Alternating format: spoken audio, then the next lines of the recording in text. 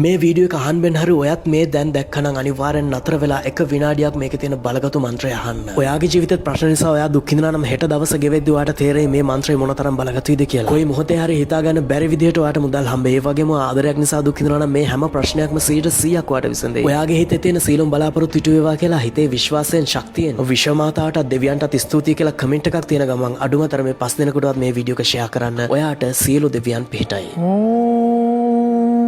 गणनात्वा गणपतिं भवमहे कविं कवीनां वमश्रवस्त्रवं ज्येष्ठराजं ब्रह्मणां ब्रह्मणस्पत आनशिन्वं नोतिभिसीदसादनम्